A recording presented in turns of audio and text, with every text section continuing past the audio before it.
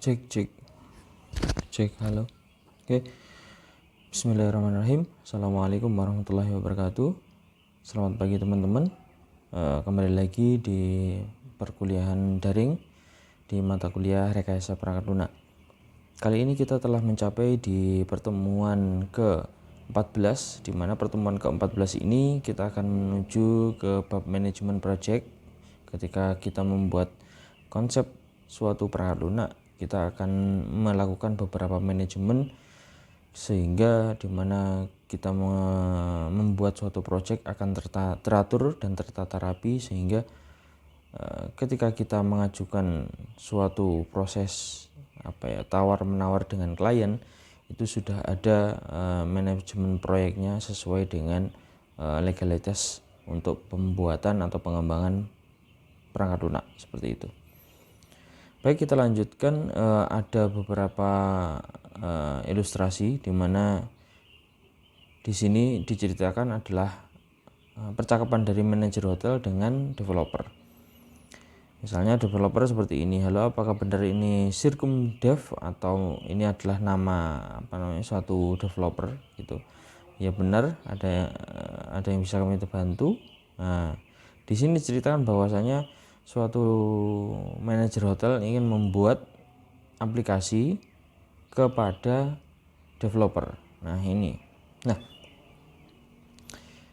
manajer hotel ini ingin membuat suatu sistem informasi hotel di mana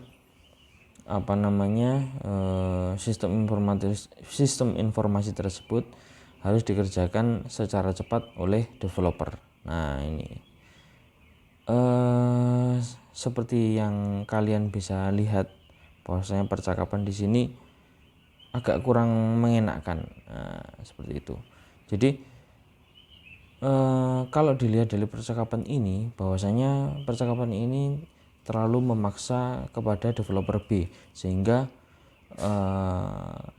istilahnya mentang-mentang manajer hotel itu mempunyai uang yang banyak, sehingga apapun dia mau itu harus dikerjakan ke developer secara cepat, secara istilahnya instan seperti itu, apa yang dia mau seperti itu. Namun developer pun menolak karena ya semuanya itu dilakukan atau mungkin dilakukan sesuai dengan tahapan-tahapan tertentu, karena ketika nanti aplikasi itu sudah jadi dan ternyata kurang istilahnya kurang memuaskan atau mungkin kurang sesuai dengan apa yang klien mau, otomatis nanti kembalinya akan ke developer tersebut. Maka ada beberapa tahapan yang harus dilakukan developer untuk memanage suatu proyek tersebut agar proyek tersebut itu jadi proyek yang baik atau jadi proyek yang sukses seperti itu.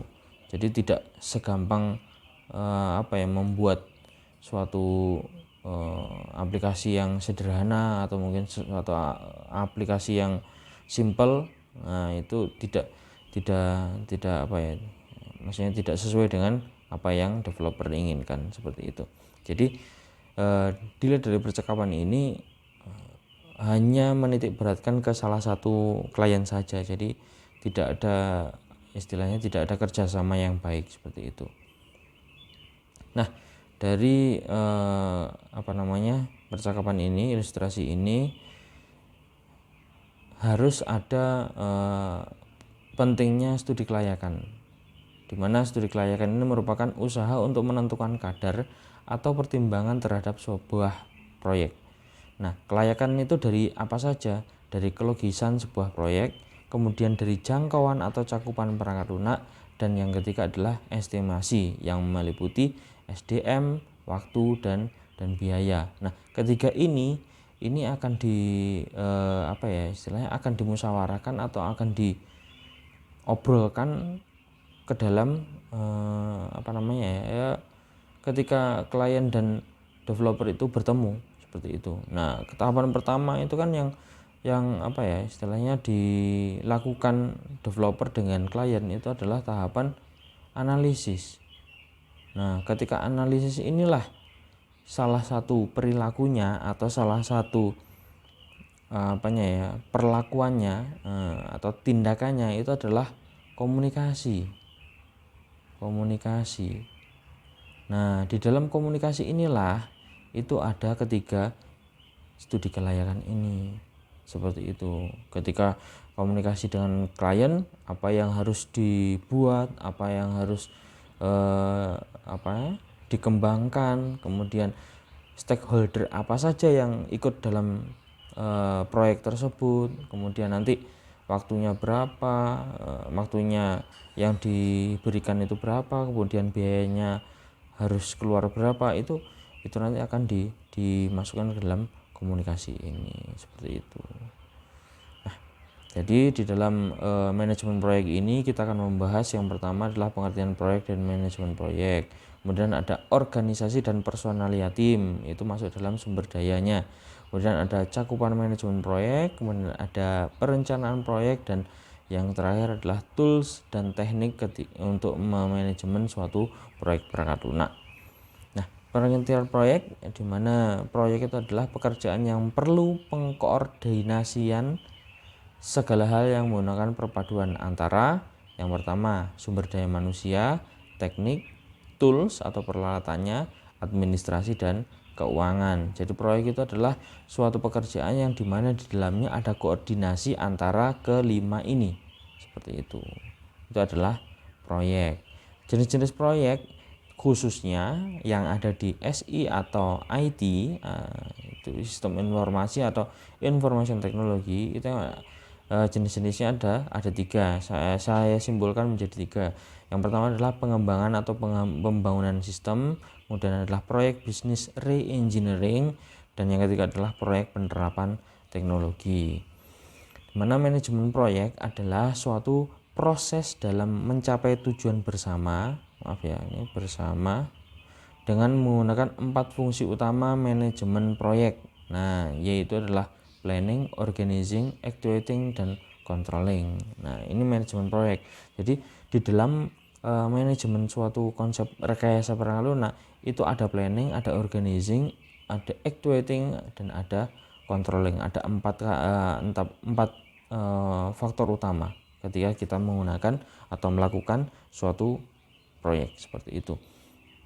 Nah, manajemen proyek merupakan bagian penting dalam pembangunan perangkat lunak, sekalipun tidak bersifat teknis seperti pengkodean. Nah, meskipun nantinya di dalam pengkodean itu merupakan salah satu tahapan di dalam proyek, nah itu manajemen proyek ini merupakan suatu tahapan yang krusial. Maksudnya krusial ini tidak beda krusialnya dengan pengkodean. Memang kalau pengkodean itu dalam membangun aplikasinya. Nah, kalau manajemen proyek ini adalah mengatur bagaimana aplikasi tersebut bisa berjalan, bisa sesuai dengan apa yang diinginkan klien, dan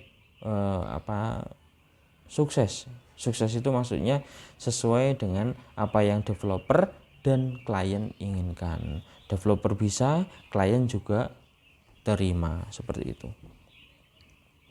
Ada 4 faktor ini seperti tadi, 4 faktor, 4P dalam manajemen proyek. Nah, ada people atau SDM-nya, elemen terpenting dalam mendukung keberhasilan suatu proyek. Kemudian ada prosesnya, proses apa yang dilalui nanti. Kemudian ada produknya, aplikasinya itu sendiri. Kemudian ada project atau semua kebutuhan kerja untuk membuat produk yang nyata. Maksudnya ini adalah analysis gathering, requirement gathering. Nah, nantinya dari project ini itu muncul requirement gathering itu, yang dimana requirement gathering ini akan dimasukkan ke dalam tahapan development perangkat lunak atau development engineering, seperti itu. Nah, ini adalah tahapan dari manajemen proyek. Yang selanjutnya adalah kita bahas satu-satu, di mana sumber daya itu ada 3, yaitu sumber daya manusianya.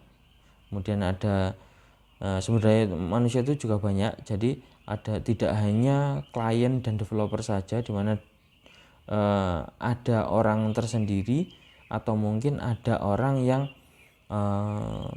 istilahnya dia hanya mengurusi atau mengatur manajemen proyek ini, seperti itu. Jadi ada beberapa stakeholder yang ada di dalam pengembangan perangkat lunak, yaitu salah satunya ini adalah ini sumber daya manusianya ini yang bisa memanage proyek. Nah, seperti itu. Jadi ada developernya, ada kliennya, juga ada manajemennya. Nah, manajemen orang yang memanagenya itu, seperti itu. Kemudian ada aturan bisnis dan standarisasinya. Nah, ketika proyek itu mau dimulai, nah itu ada aturan bisnisnya seperti apa dan standarisasinya seperti apa, sesuai enggak dengan standar pengembangan suatu perangkat lunak. Kemudian yang selanjutnya adalah tool atau perlengkapan teknologi informasi dan atau infrastrukturnya. Nah, toolnya, alatnya ini ada atau enggak, maksudnya lengkap atau tidak, harus dilengkapi, seperti itu. Jadi ketika sumber daya ini paling tidak terpenuhi ketika orang tersebut akan memanage suatu proyek pengembangan perangkat lunak. Nah, yang selanjutnya adalah manusia, merupakan sumber daya yang terpenting, di mana manusia ini mempunyai pengetahuan, kemampuan, dan pengalaman, juga keberhasilan dan produktivitas proyek. Manusia juga mempunyai jiwa pengembang dan penuh tantangan, artinya manusia itu tidak bosan. Mempunyai kemampuan yang tinggi, di mana kemampuan ini menjadi staf yang berkualitas. Agar menjadi staf yang berkualitas, makanya staf ini adalah staf di dalam manajemen proyek tersebut. Manusia otomatis dia mempunyai akal dan pikiran, sehingga manusia akan lebih kreatif, mungkin lebih imajinatif dalam mengembangkan suatu proyek perangkat lunak. Nah, pada aturan bisnis itu adalah seperangkat aturan main yang terdapat di dalam organisasi, di mana aturan main tersebut sudah dibakukan atau sudah dilegalkan ketika sebelum orang tersebut akan melakukan pengembangan perangkat lunak. Nah, ketika dia akan mengembangkan perangkat lunak atau memanage suatu proyek pengembangan perangkat lunak, dia sudah harus tahu aturan bisnisnya, aturan mainnya. Nah, kemudian ada ragam dan bentuknya bervariasi sesuai dengan lingkungan kerjanya. Otomatis kalau lingkungan kerjanya kecil atau mungkin skupnya kecil, otomatis nanti aturan bisnisnya juga kecil. Berbeda dengan aturan bisnisnya besar, itu otomatis lingkup pengembangan aplikasinya juga besar, seperti itu. Standarisasi sangat diperlukan untuk menjaga konsistensi dari kualitas proyek. Nah, standarisasinya ini nanti ada standar-standar, istilahnya kalau diaplikasikan ke suatu barang, yaitu SNI-nya, standar nasional Indonesianya, dalam memanage suatu proyek perangkat lunak itu ada, seperti itu. Jadi sudah harus ada tahapan-tahapannya, kemudian tool apa yang digunakan, dan nanti mungkin waktunya, mungkin sampai biayanya itu sudah ada. Nah, di mana toolnya ini adalah dukungan ruangan kantor, di mana ruangan kantor ini adalah bentuk fisiknya ketika orang tersebut akan melakukan pengembangan perangkat lunak itu. Kemudian dukungan administrasinya, perangkat lunak manajemen proyek, maksudnya perangkat lunak untuk memanage suatu proyek, dan manajemen konfigurasinya. Jadi ada beberapa tool yang dapat dilakukan untuk memanage suatu proyek. Ada tool pengembangan sistem juga, kemudian ada hak pemanfaatan perangkat keras dan perangkat lunak yang ada, maksudnya itu ini nanti masuk ke dalam legalitas dan royaltinya. Ketika perangkat lunak tersebut sudah jadi, nanti akan dilegalkan ke mana, misalnya ke Play Store atau mungkin ke App Store atau mungkin ke iOS dan sebagainya. Kemudian ada pelatihan untuk meningkatkan kemampuan pegawai, di mana pegawai yang nantinya akan menggunakan aplikasi tersebut harus di training. Nah, kemudian ada dukungan tim eksternal juga, misalnya vendor, sponsor, atau kontraktor, seperti itu. Yang kedua adalah struktur organisasi, di mana struktur organisasi ini ada beberapa tahapan. Ini ini manajemen proyek itu adalah di luar seperti ini, manajemen proyek. Nah, di mana manajemen proyek ini diikuti atau yang masuk dalam manajemen proyek itu adalah sponsor masuk, steering body masuk, user apalagi, other project ini nanti ada external project, kemudian fasilitas-fasilitas yang ada di dalam suatu pengembangan perangkat lunak, kemudian ada quality assurance, ada konsultan, ada subkontraktor, ada development support, ada arsitektur group, ada technical spesialis, dan ada IT management. Nah, ke 1 2 3 4 5 6 7 8 9 10 11 12. Jadi ke-12 bagian ini atau ke-12 hal ini itu masuk di dalam project management, project manager. Nah, masuk ke dalam project manager, di mana project manager ini nantinya akan membahas analisa, akan membahas desainnya seperti apa, akan membantu atau mungkin menentukan codingnya menggunakan apa, terus kemudian akan membantu menyimpan databasenya di mana, kemudian ada sekretarinya itu seperti apa, pelaksanaan administrasinya seperti apa. Ini. Nah, yang ketiga adalah kolaborasi tim, di mana di dalam kolaborasi ini ada senior line management, ada line manager, ada project manager. Ini adalah orang-orangnya atau jabatan-jabatannya. Kemudian ada senior IT management, development manager, project leader. Nah, ini adalah digabung dengan user staff line spesialis dan IT technical spesialis. Nah, ini adalah istilahnya bagian-bagian dari tim yang ada di dalam manajemen project. Misalnya ada senior line management, ini adalah istilahnya kepala utama pada manajemen project, dan kepala utama di manajemen IT-nya itu menjadi steering committee, adalah panitia utama, istilahnya seperti itu, dimana dibantu oleh mempunyai bawahan line manager, mempunyai bawahan project manager, terus kemudian IT manajemennya mempunyai development, mempunyai project leader.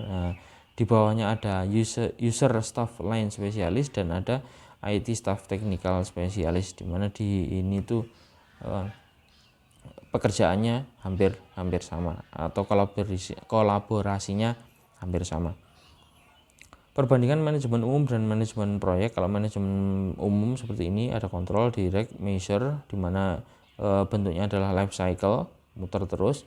Berbeda dengan project management, selain ada circle, dia juga ada masukan initiated dari stakeholder yang lain, di mana ketika ada masukan kemudian ada terminate, ada penentuannya atau eksekusinya, seperti itu. Kalau eksekusinya sudah jadi, nanti akan keluar langsung hasilnya, seperti itu.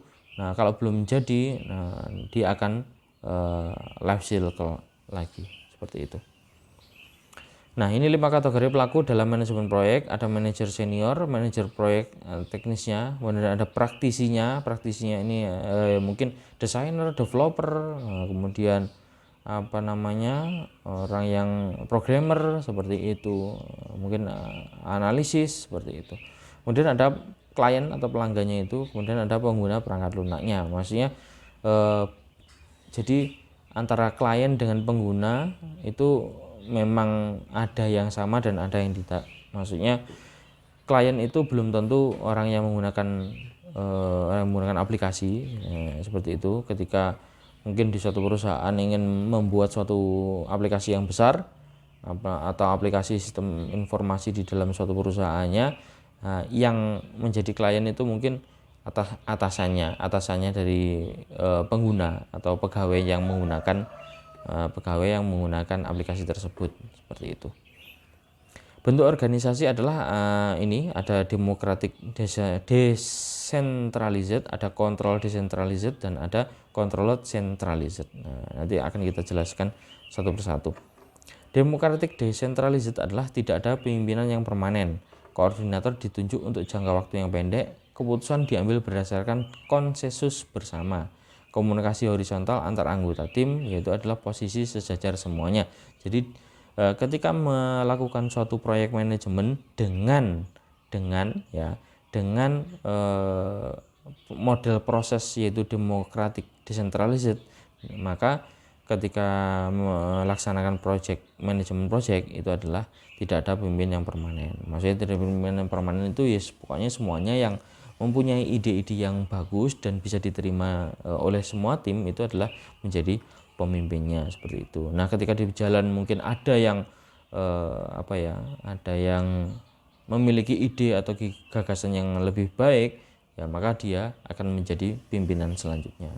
Kemudian semua istilahnya semua tim itu dalam satu garis horizontal yang sama. Jadi semuanya tidak ada atasan, tidak ada bawahan, semuanya kerja dalam satu garis, seperti itu. Itu adalah dari democratic decentralized.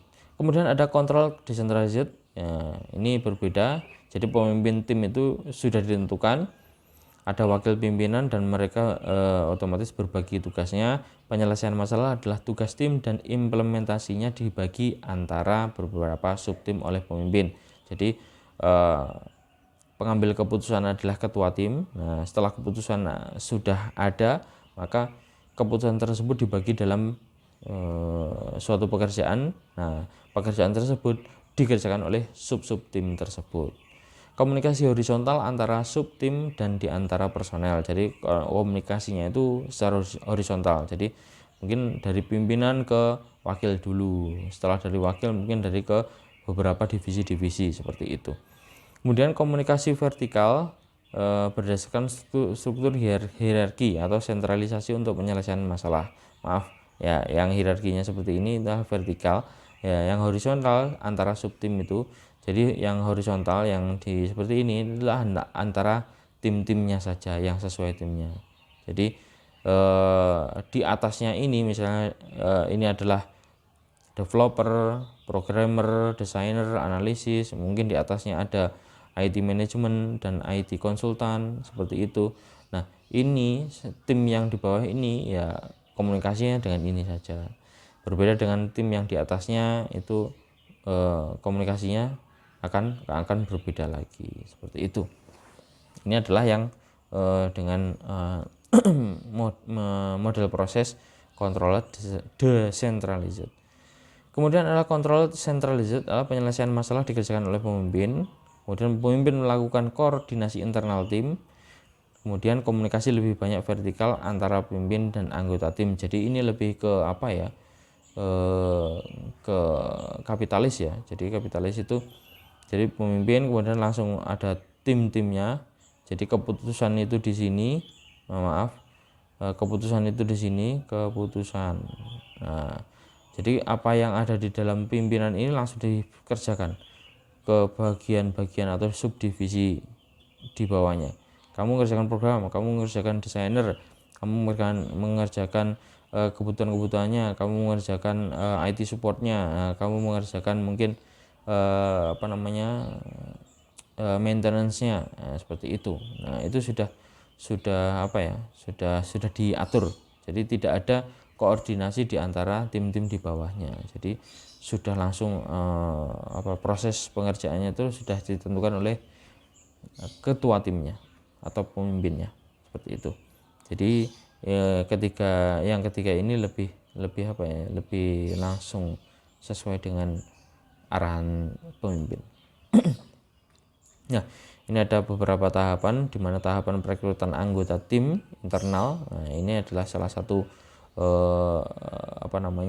faktor di manajemen proyek.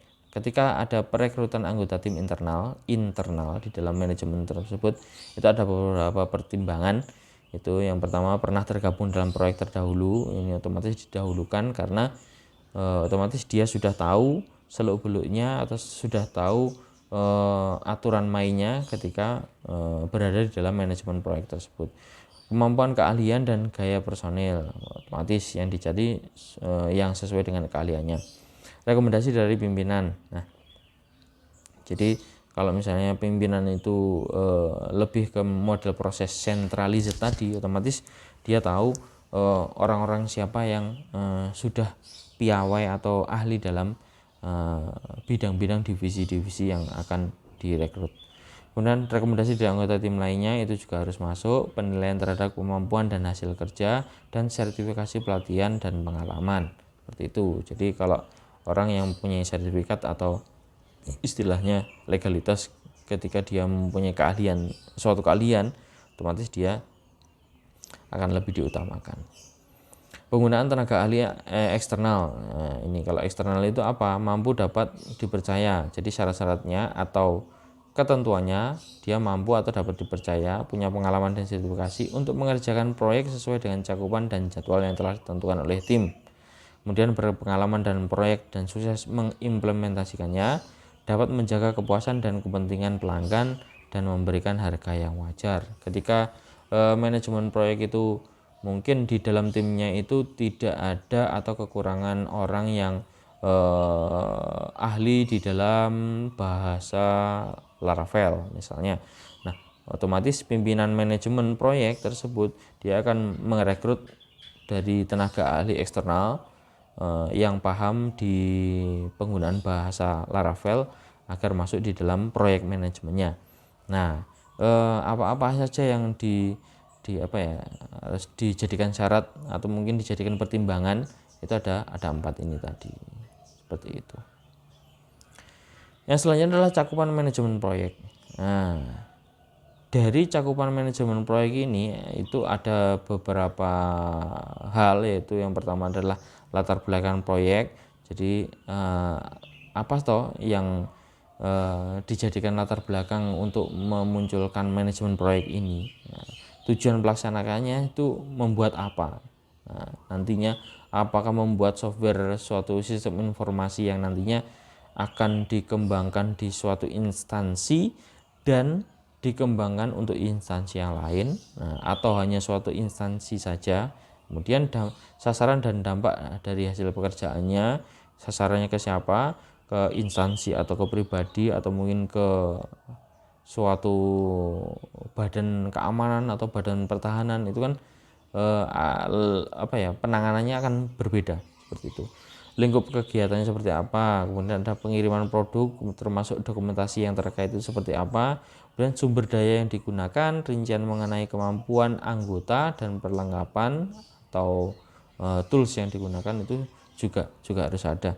Syarat lain yang terkait misalnya metodologi, organisasi dan pelaksanaannya juga harus ada, maksudnya sudah harus ada di suatu manajemen proyek. Perencanaan proyek terkait dalam manajemen proyek itu memahami masalah yang akan dihadapi. Jadi ketika akan merancangkan sebuah manajemen proyek atau akan melakukan suatu manajemen proyek itu harus tahu masalah yang dihadapi. Nanti masalahnya apa? Oh, masalahnya ini kita akan mengerjakan sistem informasi di bagian di kantor, misalnya kantor pembagian subsidi bahan pokok misalnya di Bulog, seperti itu. Nah, itu nanti masalah apa yang ada di dalamnya, ada masalah dalam pembagiannya atau ada masalah dalam distribusi dari atas ke bawah, atau mungkin masalahnya dalam istilahnya manajemennya seperti apa, itu nanti akan ada di dalam perencanaan proyek ini. Kemudian menentukan cara-cara untuk mendapatkan solusi yang tepat. Jadi setelah mengetahui masalahnya, kemudian ada adanya solusi-solusi, maksudnya ini ada beberapa solusi yang harus dimunculkan untuk membahas permasalahan tadi.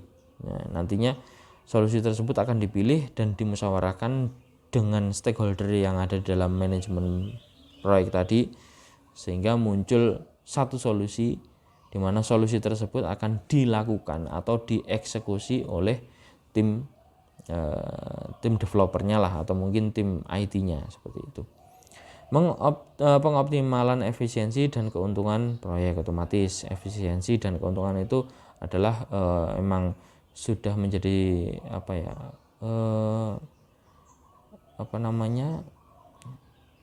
standar ekonomi. Nah, seperti itu, harus efisien waktunya, kemudian harus ada keuntungan juga.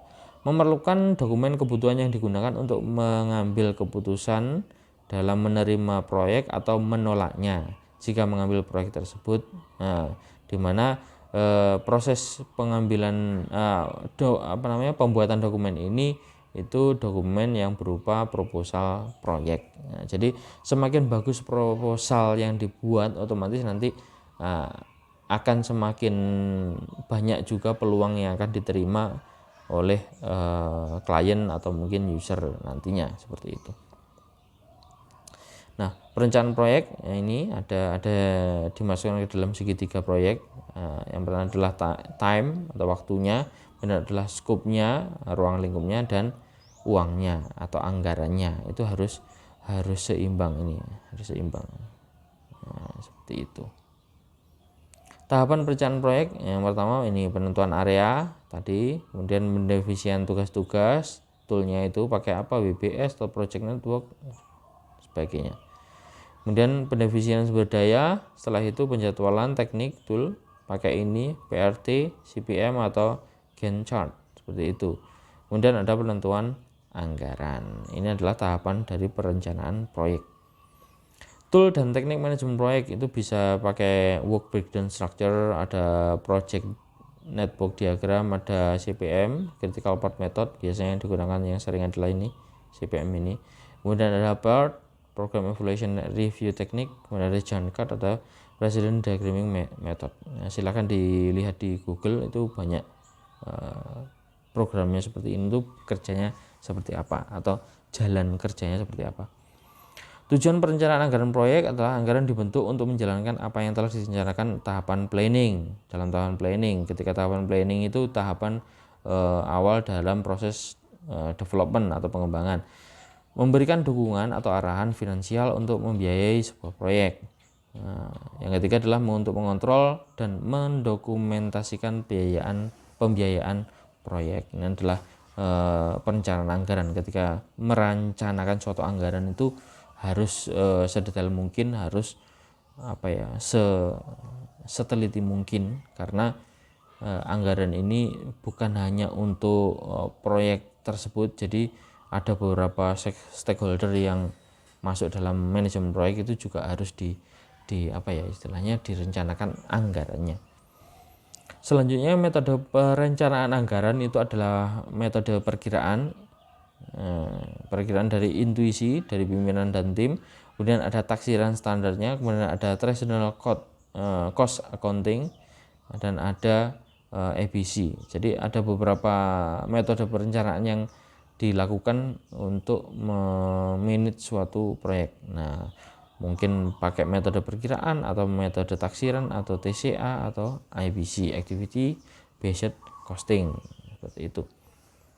Beberapa hal yang terkait dengan metode ABC, jadi ABC activity based costing, jadi ini konsistensi lebih akurat daripada metode TCA, terkonsentrasi pada biaya yang tidak langsung ada tambahan.